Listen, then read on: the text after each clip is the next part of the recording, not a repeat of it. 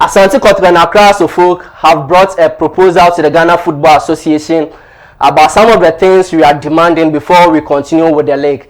I was asking that, is it that we didn't know we needed to implement these things, or is because of the death of Nana Pole, that's why we are calling for these reforms? Well, thank you very much. You will agree with me that we have been pressing home for these measures to be implemented. And it appeared to us that the FA was a bit reluctant. Yeah. I think that we all know that Kotoko especially have been complaining about the sort of treatment that is always meted out to us when we visit other clubs. Yeah. And it's been years. However, we intensified our calls after the tragic incident. Sure. Okay. Esco, let me ask you another question. There's a school of thought that says that some of the supporters are not being punished when they do something that goes against the rules of the game. For Kumasi Asante Kotoko, do you have internal disciplinary measures that you dish out to your supporters if they go off the rules in terms of planning any violent activities? Yeah, so first of all, we ensure that none of our supporters get the chance to misconduct him or herself. That is the first measure. Sure. And we all know that the security arrangements at the Baba Stadium where we do play our home matches. Yeah. And if it does, on the few occasions that we have witnessed some bizarre circumstances, even the police have taken the matters up.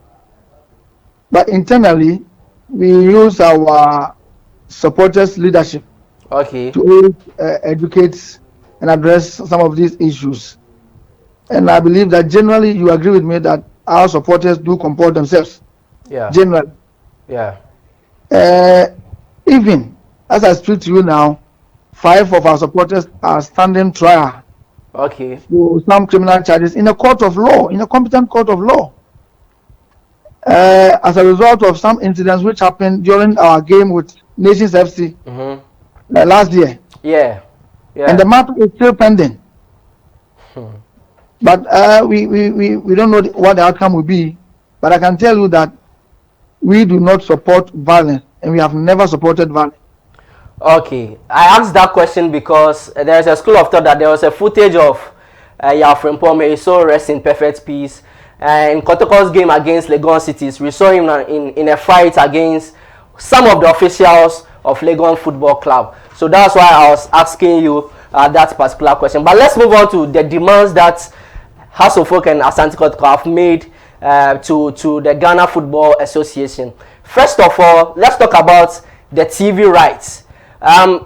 If requires member for start times, the money or the TV right deal for all the clubs were the same, but this time around it seems that the 2 biggest clubs are calling from some specific amount or the larger chunk of that particular amount. Why is it so?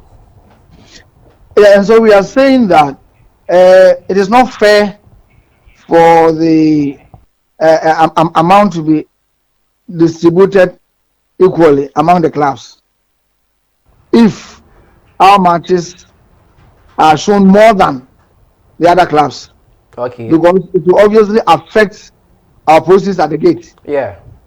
Because it will affect attendance, and therefore, if our matches are shown more than the other club, then it's only fair that we have or we get the greater share of the process. All right. It is fair and just. All right. Okay. And I'm sure even some of the clubs are agreeable to this demand. In fact, this morning I heard Tetiahin, the CEO for Aduana Stars, indicate that he agrees to this proposal from us. Okay. He believes that the FA has not been fair to us on that score. Okay. So we're only pushing for what is fair and just. All right. Let's move to another proposal that House and Kotoko made. Now it's about the automatic representation on the executive board of the Ghana Football association. But we all know that for a person to be on the ESCO, it is through votes. We go for general council meetings and we vote. Whoever wins automatically qualifies to be on the GFA ESCO board. But why is it that these two clubs really want to be on the board automatically? Yeah, so I will classify this under our long-term demands. Okay. Because we know that this will obviously call for an amendment of the regulation. And so we are not demanding this in the short term, but in the long term, sure, we hope that the FA will see the need to do an amendment of its regulations to ensure that this demand comes to fruition, because it will only help improve the game. If we have Kotoko and has, who are the movers and shakers of the league, always represented on the ESCO, I'm sure that things will move on in their right direction. Okay. Esco, let me ask you my final question, then we move on quickly. Some are saying that because of what's happened, the league, when it resumes, should be zoned. So some are saying we should get the northern zone, we should get the middle zone, and also the southern zone. And some of the venues that should be used, we should just use the Baba Yara Sports Stadium, the Accra Sports Stadium, and also maybe Takwati and Aid Park. Do you agree with these people? Well, I agree to some extent, because as part of our demands, we have indicated that security at the match venue should be enhanced. Okay. And by enhancing security, we have given some details. One of them is the installation of CCTV cameras. Yeah, security cameras. And then increasing the number of security personnel. Yeah. So we have indicated that those clubs which are not able to meet these requirements should be moved to the appropriate center. So this will obviously lead to the zoning issue that you have brought up.